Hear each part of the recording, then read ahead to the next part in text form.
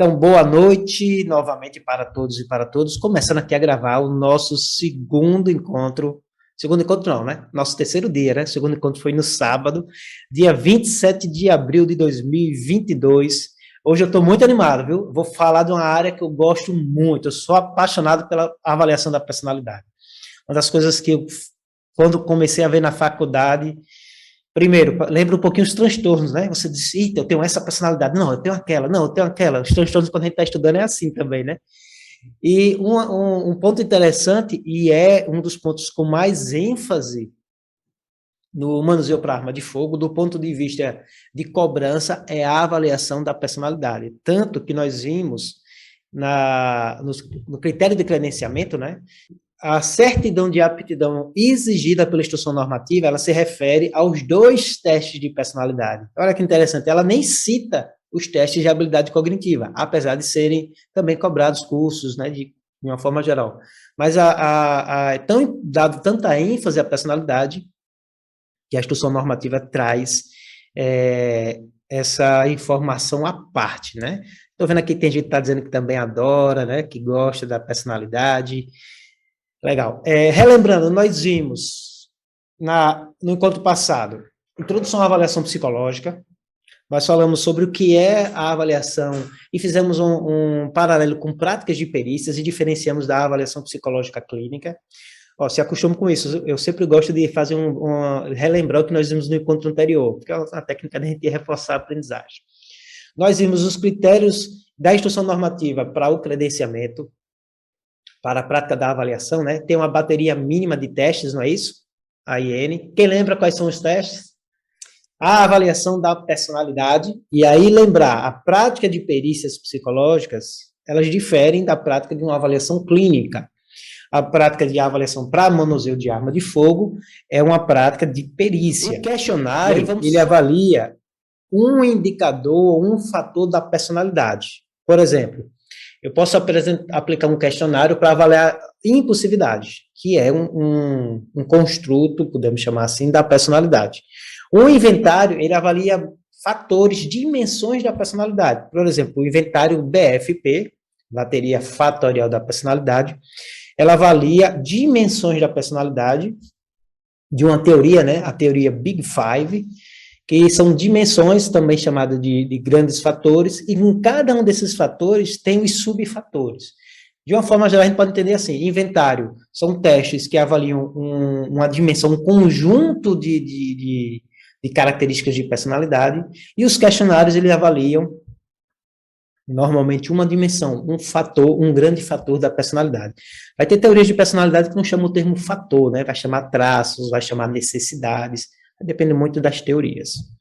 Mas na prática de perícias, prioritariamente, a gente deve enfocar não os questionários, não os testes psicométricos. Por quê? Porque pode acontecer aquela tendenciosidade, né? Mas só para a gente encerrar o questionário, esse é um problema na perícia dos questionários. Então, de um certo modo, essa avaliação psicométrica através do questionário, através do inventário de personalidade, pode ajudar, mas eu acredito que, para a maioria dos casos, não vai somar tanto nas práticas de avaliação para o manuseio, mas está na norma, vamos ter que aplicar, né? Então, o foco que nós vamos dar é na interpretação dos testes, que a gente chama testes de desempenho. O que é o teste de desempenho? Você passa uma tarefa para a pessoa, seja contar uma história, seja copiar traços, né, como palográficos, seja fazer desenhos temáticos, como o caso do HTP, seja falar o que está percebendo, como é o caso aí da pranchinha aí do Rochard, né,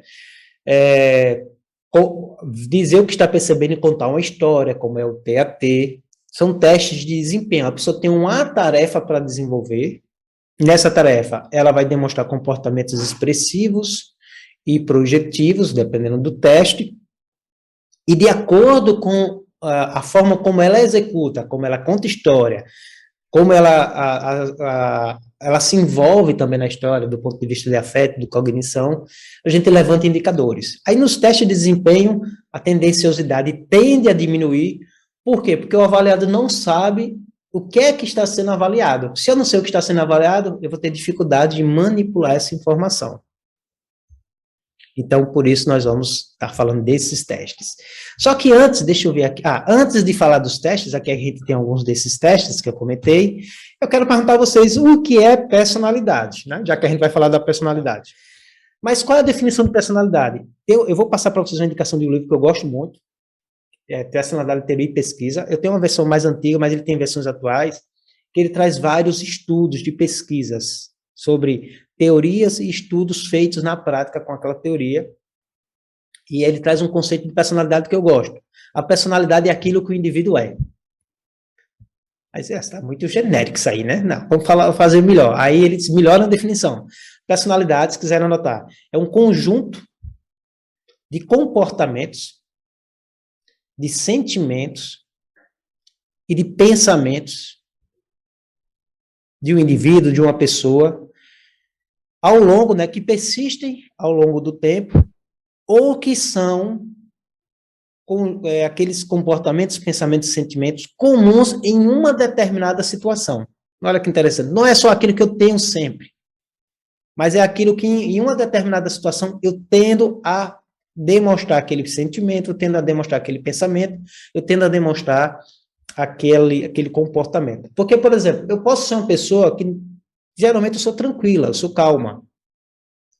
Mas sempre quando eu entro numa situação de desconforto, eu posso perder essa calma. E isso já é um traço da minha personalidade.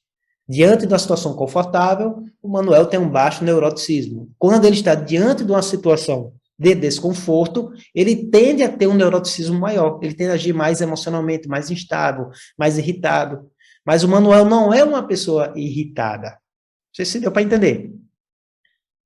E aí vai ter aquela outra pessoa, que o seu João, que ele é uma pessoa irritada o tempo todo, e diante de uma situação de desconforto, ele pode ficar ainda mais irritado, ou ele pode diminuir aquela irritabilidade dele normal. Não é tão comum, né? Normalmente aumenta. Então, essa definição eu gosto bastante. Conjunto de comportamentos, de sentimentos, de pensamentos, que as pessoas normalmente agem daquela forma, ou em determinadas situações ela tende a repetir esse conjunto. E aí, outro ponto interessante da definição é que ela tem um conceito de a gente fazer uma universalização. Imagine se a gente não pudesse universalizar. A gente ia dizer, diga uma característica de uma pessoa extrovertida. Eu vou dizer, depende da pessoa. Porque tem pessoas extrovertidas que são muito comunicativas. Tem pessoas extrovertidas que não são comunicativas. Olha como ia ser complicado se fosse assim, né? Então, a gente tem uma tendência a algumas características. Quando eu disser, olha, fulano é uma pessoa criativa. Quando eu penso em uma pessoa criativa, o que é que vocês pensam quando a gente pensa numa pessoa criativa? Que ela precisa criar, ela precisa inovar para se sentir bem. E aí, claro, tem pessoas criativas que têm traços, né? Se a gente fosse pensar no IFP, de ordem, né? Que exige um pouquinho mais de rotina, alto, né? Nem todo criativo tem uma necessidade de desordem aumentada. Geralmente vai equilibrando com o tempo.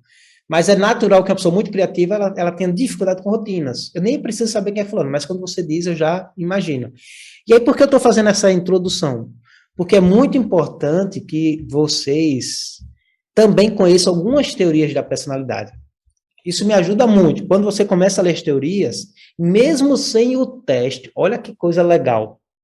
Você consegue fazer uma leitura melhor da pessoa que está avaliando. Quer ver que eu vou dar um exemplo? Todos aqui já viram o QATI. O QATI é um dos testes que eu acho que é mais ensinado nas graduações, né? O QATI, ele fala do comportamento, do tipo de atitude, né? Eu tenho uma atitude para o mundo externo, eu sou extrovertido. Se eu tenho uma atitude mais para o meu mundo interno, eu sou introvertido.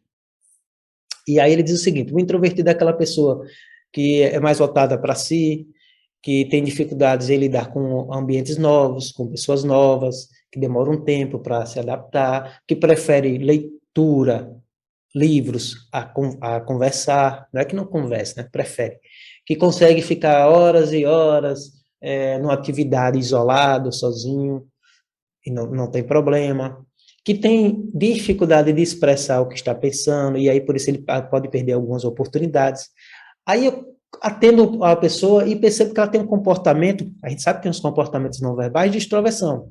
eu já posso levantar hipóteses. Olha, essa pessoa possivelmente ela tem uma dificuldade de se apresentar, ela pode muitas vezes perder a oportunidade de falar, porém uma pessoa que está muito atenta ao que está acontecendo, que o extrovertido às vezes nem não percebe isso.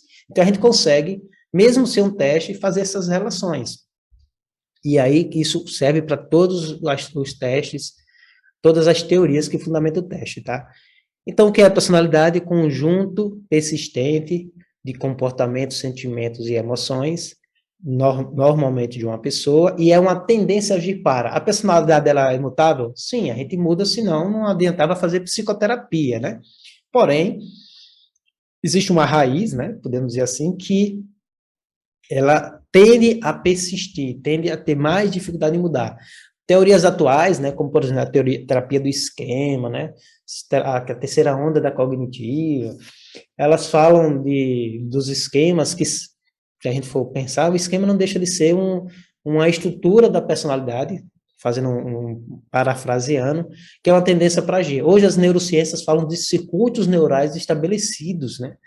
Então nós temos circuitos neurais estabelecidos que eles têm mais força para condicionar o nosso comportamento, entre aspas, do que aqueles que a gente usa menos. E aí não deixa de ser também uma definição de comportamento, de personalidade. As crenças também, que a cognitiva trabalha muito, perfeito.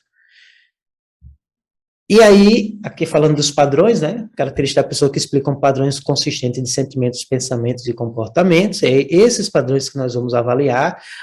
Pensando no manuseio de arma, a situação da avaliação, gente, é uma situação de desconforto para o avaliado, né? Primeiro, porque ele quer ter o manuseio e ele sabe que, dependendo do resultado da avaliação, ele pode ser negado. Nessa situação de desconforto, tem um ponto interessante que é, para a avaliação, a gente vê como o avaliado lida com a situação de desconforto, que tipo de compensação ele faz, que tipo de ações ele faz, que tipos de sentimentos, pensamento e comportamentos ele tem, porque o uso da arma está muito relacionado a lidar bem com situações de desconfortos, de risco, de perigo, de vulnerabilidade. Então, por isso que nós vamos trabalhar com esses instrumentos. Aqui eu já venho falando com vocês sobre isso, né? A desejabilidade social influencia os resultados dos testes, simulação e dissimulação. Aí o risco de a gente estar vendo pessoas ensinando candidatos a burlar a avaliação para trânsito, para manuseio de arma, porque elas vão esconder os traços, né? As características delas que são consideradas inaptas para o manuseio de arma. E aí os métodos impressionistas, que são os projetivos ou expressivos, diminuem esse risco do comportamento de dissimulação, simulação ou de tendenciosidade, né? Data falta de relação explícita para o avaliado, né? Para o psicólogo não, entre o comportamento dele e o significado. Olha que interessante que o Oliveira traz. A utilização desses testes de desempenho, né, impressionistas, projetivos e expressivos, eles diminuem esse risco de simulação ou de dissimulação. Por quê? Porque o avaliado ele não percebe a relação direta, explícita entre o que ele está fazendo e o significado, a não ser que ele seja treinado, né?